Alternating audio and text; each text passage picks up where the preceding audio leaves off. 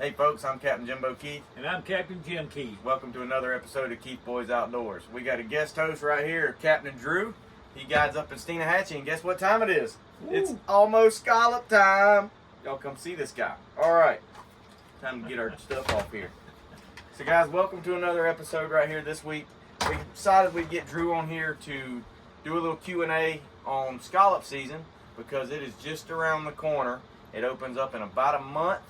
And he is taking all our scallop business. Anybody that calls us wanting to go scalloping, we're sending them up to Captain Drew up in Steenahatchee, Florida. So it's just north of Cedar Key, but the scalloping up there is pretty good. He's already kind of been checking some things out. The water's a little dark up there right now, but it should be really good by then. But anyway, guys, so this past week, before we get on to the scallop stuff, this past week was kind of nasty all week. The weather was blowing. We got rained on. Had to wait out the rain. Crazy tornadoes up north. Yeah, we got some crazy stuff. If you're anywhere around the coast, you saw it. Yeah, you saw it. And we got a lot of rain here in Gainesville. Even it's been an unseasonably wet season. The Friday was probably Thursday was our very best day of weather-wise. Thursday was beautiful. I got out and I got to take some really good friends of ours, Sam and Sheila from Virginia. And my bride, I got to take Sarah with me, which was awesome. We caught a nice mess of redfish on cut mullet. And then we also caught a few trout. They bit that afternoon. And then Friday, we got rained on till about 10 o'clock, and then it blew like crazy. Yeah. How was Saturday for you? I know you fished Saturday too. Yep, Saturday was good. It was blowing a little bit in the morning time. I had a good chop on the water, but then it calmed down and got real pretty Saturday afternoon. I was done by 12:30. Nice. We had 3 oversized reds and very nice. Let's see, 8 and 9 keeper trout. Lost quite a few. Caught a bunch. Yeah. A trout. Thursday, go back up. Thursday we had real good too. We caught. The weather was real nice. Both trips. Yeah, both trips. We had some good fish. Yeah. So Saturday, I got invited to fish the Fishing for Vision tournament up in Steenahatchee, Florida, out of Sea Hag, with some customers of mine. And we had an exceptionally good date up there. I got lucky and dummied up on some fish. Just took a little bit of knowledge that I had of an area and took some cut bait up there with me from Cedar Key. And we wore the redfish out. Made a rookie mistake off the bat with a spoon and a snap ring and ended up losing a really good fish. Snap rings are for me anymore. But anyway, I don't know what place we came in, but it was a really good turnout. Cowboys Barbecue was there, and they did fried fish, which was amazing. A lot of people there. They had a really good raffle. And I would suggest if you don't fish the tournament, come for the weigh-in and do the raffle. They had paddle boards, pictures. They had an autographed duck call from Willie Robertson, which was pretty cool. That's nice. Yeah, really cool stuff. So it was a really good turnout. I think they had 150 to 170 people fishing the tournament. So it's an individually based tournament. So if we were all three on the boat, we all three are fishing individually. So we all weigh in separate fish, which is really pretty cool deal for a fundraiser. But they raised a pile of money for the vision eyesight stuff that's going on there. Really cool deal. Your Saturday trip was really good, right? So, I mean, you talked about that, but we did catch some. I caught a few redfish on a PMV up there in a natural color. Casting it while my customers were throwing the cut bait. I just picked up that right there. little PMV bait. I wasn't necessarily throwing this color, but it's just a little straight tail 3-inch bait. It darts around really good. I was throwing a spoon. Pretty crazy.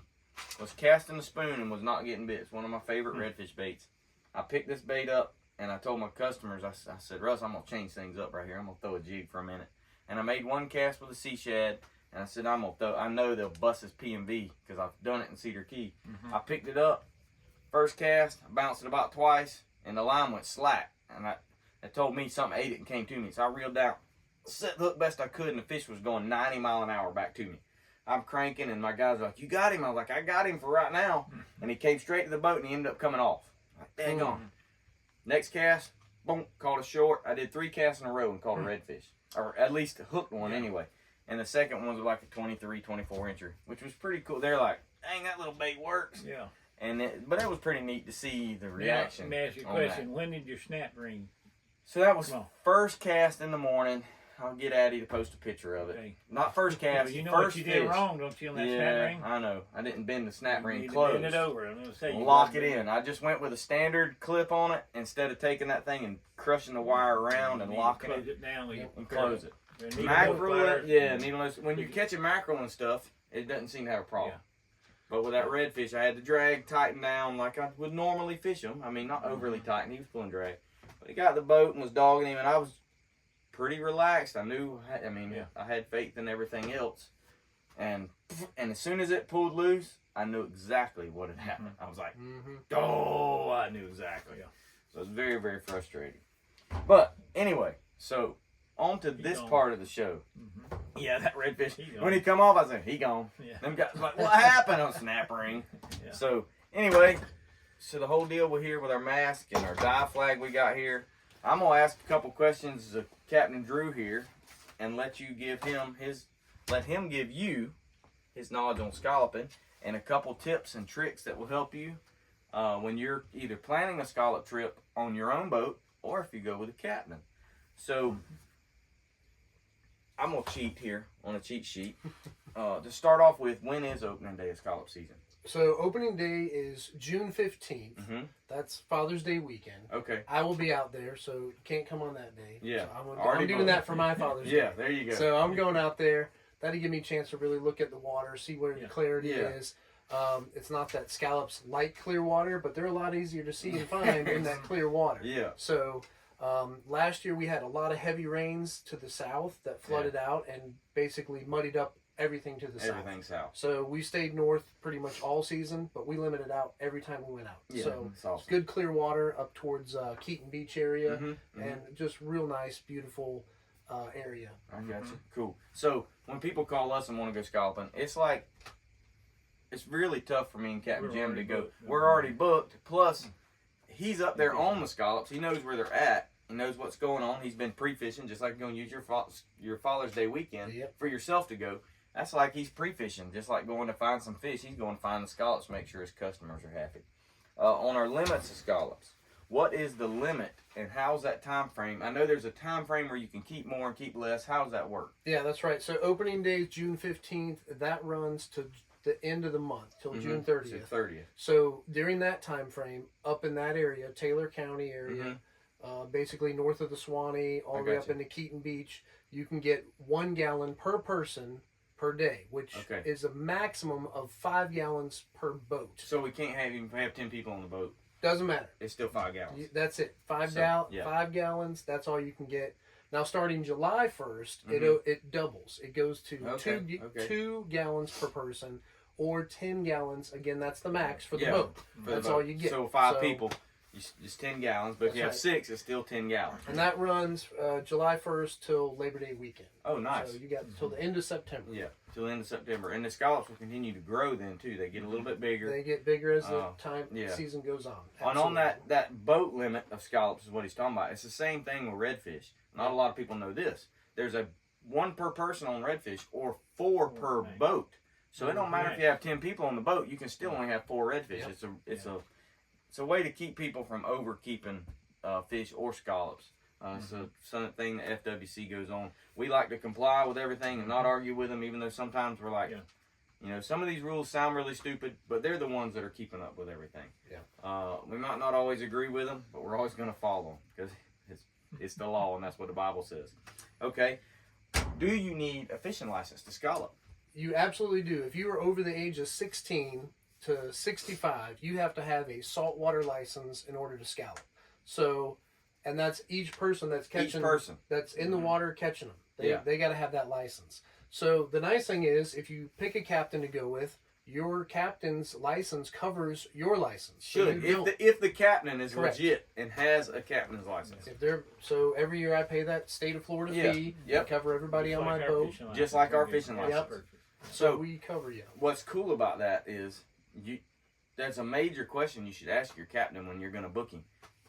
He should buy that every year to cover his customers in his boat on the charter. That's something that he should provide.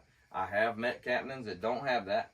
And then you also need to make sure captains have the boat license to cover as many people as you want. you can buy it in a 4 or 10 person pack. And if you only have a 4 person, it only covers you and 4 customers. But like these guys, they have the 10 passenger. I carry 4 or fewer on my boat because it's just crowded if I go over. So you do have to have a license if you're 16 years and above to 65.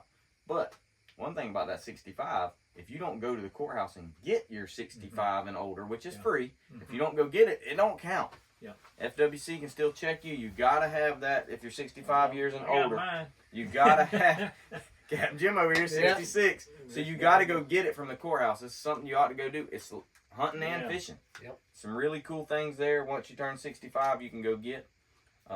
So anyone over 16, and what equipment do we need? What is safety equipment first? Absolutely. So, I brought a couple things. Number one, whether you're going with a captain or by yourself, you have to have a dive flag. You got people in the water. You got to display this at the tallest part of your boat and show people that I got people in the water. Now, what if we just have a mask on and no snorkel? You can have just the mask and no snorkel. You're fine with that. And you're fine. But as soon as you put a snorkel on, you're diving. You're diving. Therefore, you got to have a flag. So if we lose a fishing rod overboard and we throw a mask on and we jump over and get a mask, you don't have to have a dive flag. But the moment you put a snorkel on, whether you put on fins or not, you better have a dive flag. I heard also that on your flags, sometimes they require you have the wire in it too. Yeah. They get picky. They can get you. They can write you on things. That's right. You got to have this wire that holds that flag out instead of down laying against your pole. And that's just so it stands out.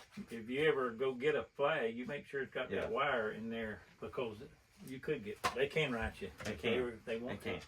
Very well. Absolutely. So what are the other things we can get? So you talked about the mask and snorkel. A lot of people like, this is the old school option. Sometimes they have the full face. I actually got the full face, but unfortunately with my beard, it would never make a good seal. So I don't use it anymore. Yeah. But I have them and I provide them to folks if they want to use them.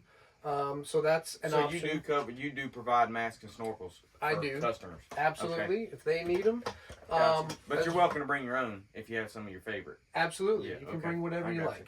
Also, swimming fins. They don't make the huge big ones anymore. They still probably do, but for just in the shallow waters, these are great. Little fins to scoot around on. But most of the time, we're in like 4, maybe 5 feet of water. So you could just stand up. Yeah, For our little kids, we also have floats for them if they need to float on something. So you don't always need fins. It just, some people don't like the seaweed touching their feet. I got you. It is easier. One thing that's really cool before he talks about it is the fact of little kids with a float. If you have a ring that floats, they can kind of lay on this and be able to kind of chill on this and then go down and get it, especially if they have a rope tied to their side or their wrist. They can swim down and get it and then come back up and get in the bag. So, speaking of bags, you need a bag to put your scallops in. Gotta have something to put them in. Otherwise, you're going to swim away. This is nice because you find them on Amazon that comes with the whole kit and a little bag, which is great. Put that on your wrist. It zips down so your scallops don't swim away because they will swim out of the bag if you don't close it. I've had it happen. So you have that. I also have a bigger one for the kids with a little ring on there so that you can just throw them in as they swim around and they got something to rest on. What we've done too is tie this on a long rope to the boat and just let it drift out there behind the boat in the current, or in front of the boat. If you're pulled down, it'll drift out there in front, and then you can kind of throw them in there and not have to carry a thing. You can go back to it and rest. Yeah. And some people don't like touching the scallops. You can use a net. It is perfectly legal to net scallops. And pick them up that way. Dump them in your bag and move on. And the last thing, some people like to wear gloves. I just get these little silicone covered gloves. If you don't like touching the seaweed, we'll give you a pair of those. Will a scallop bite you? What'll hurt you on a scallop? If you put your finger in their mouth and they're open, they will clamp down. Now it's not like an alligator biting your hand, but it'll hold on to you until you get it off. So I've had my pockets full of them before and have them grab my leg. Or you reach in there to get one out because I didn't always carry a bag with me. So I just fill my pockets up, and they pinch you on the leg, or you stick your hand in there. It would be like a crab in there, bit you, but it would be a scallop. So that's really, really cool. What kind of trips do you offer? Like, what's your prices go when you're going scalloping? What I do is typically two half day scallop trip because once we get on them, in all reality, in about 2 hours, we're limited out anyways. Okay. So then from that point, once we limit out, we can go hang out at the sandbar for a little bit, let the kids play, do whatever we want. So that trip morning trips from 8 till noon. Then we do an afternoon trip from 1 till 5 p.m. So it's 4 and 4 hours for a group. Now somebody wants to do a longer trip. So they If you can want to hang do out 6 longer. hours, you can do 6 hours. You just got to let him know ahead of time. It's a long day. I'll tell you, out there in the sun. Yeah. And there's not a whole lot of shade. You get dehydrated on these hot days out there. You got to stay hydrated for sure. But yeah, we will do a 6 hour trip. And a lot of people don't realize that. Yeah, they get out there and especially when you're dehydrated swimming, you don't realize you're Yeah. sweating because you're out there, and then the next thing you know, you're exhausted on the June boat. and July. and that Yeah, salt it's hot. water is pulling all it's the... pulling all the salt out of you. Mhm. You know, it's just draining you, and you'll be toasted. Yeah. So definitely, when you come with him, the next question is, what do we need to bring on the boat? If we're coming scalloping, what do we need to bring beside? And like, if I call you and say, "Hey, I'm booking a scallop trip," what do I need to bring on the boat? Pretty much what I'm wearing. You need a hat and glasses. Protect your face. It can be a big hat. I suggest you have the long sleeve shirts because you're in the water. Keep that sun off you as much as possible. You might want to. Some guys might want to take their shirt off and swim for a while. That sun is steady beating down on your back, and every person I've seen do it comes away sorry that they did that. Yeah. So long sleeves, just swimming shorts, definitely sunscreen. Cover yourself so you don't get too burned because that sun is It's a dangerous stuff. Absolutely. Now, what about food and drinks? Can we bring a cooler? You can bring a cooler if you'd like. I always supply water for everyone. If you want to bring something else, you can obviously do that, and food. But again, we're out there, 4 hours usually on average. So bring you some snacks, some food, some drinks, all that's fine. We got. If I want to bring some drinks and throw them in your cooler, you got a clean cooler. Absolutely, we got the clean cooler and we have the scallop cooler. So Gotcha. you can put all that on there, no problem. We love to bring watermelon. That's just always That's a thing always for good. us. If we're going scalloping, we bring some water all in one. We bring a watermelon, put that sucker on ice in the morning. Let me tell you, you've been scalloping out there all day. You bust that sucker open, man, ain't nothing better than a cold watermelon. Addie's back there, producers, you back there shaking her head like that sugar's good.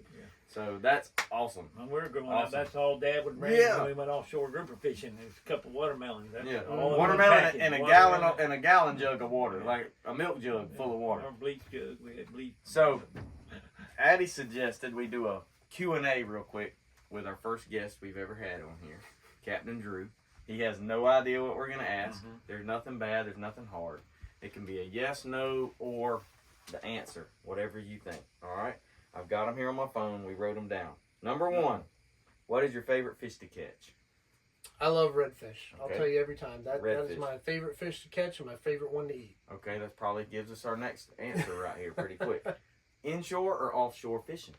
What do you think? I love the inshore stuff. There's just so many little creeks and alleys you can get up in and stuff you can discover that you wouldn't even know existed. So I'm an inshore guy. Very cool. All right, fresh or salt?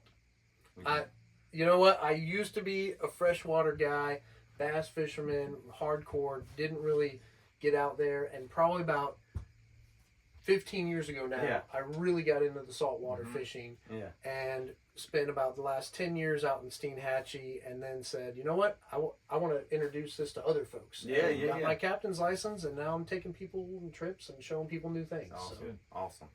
Okay, I got two more right here. Since redfish is your favorite fish to catch, what is your favorite lure? Oh, my favorite lure? I would say I'm going to go with a swim bait that's probably... trying to think. I use the saltwater assassin stuff a lot, but I like it to swim and move. Okay. That's what I prefer. Swim bait. That'll work. Swim bait works. Okay. If you go anywhere in the world, what is your bucket list place to fish? And we're gonna get out of here quick because it's getting hot in this room. I have not fished in the Bahamas. I know it's great. I've been out there, and every time I wish I had a fishing pole. There you go. All right, that's the 5 questions we had. Thank y'all for being here. I'm hoping this week we're gonna get our producer on the boat. She's done with school, but we got to figure out some logistics of getting her sister to school. so we can get her on the boat, so she's got a camera. Yeah. And if she can, we'll get us a video put together so we can do some live fishing. Got a lot of people that's, why don't y'all do any fishing out there? Hey, we're working on it. Been waiting to get my producer out there on the boat and get my camera. And I also am working on getting a 360 camera that we can put on our boats. Nikki, need to get you on the boat so you can bring me that camera up here. Okay. So we can put a pole holder right up there and it'll video all the way around the boat. So it makes some really cool video. Cool. Unless any of y'all out there want to get us a couple cameras and donate them to us so we can get some footage out there, it'd be really cool. Wink, wink. Yeah. All right. Thank you guys. Thank you, Drew. Yes, for sir. being on Thank here. you guys for having Appreciate me. it. Appreciate Yeah. you guys. Give him a call. Look him up on Facebook. Andrew, right? Or what are we going with? What's our Facebook? It's under Captain Drew, Gainesville, Florida. Captain Drew. I'm on Facebook, and maybe they can attach it to the end of the. What's your phone number? Give me your phone number. My number is 352-222-3271. So, take that down. If you want to go scalloping this year and have a really good time with your family, friends, whatever, or spend a day fishing and scalloping in Steinhatchee or just hanging out, give him a call.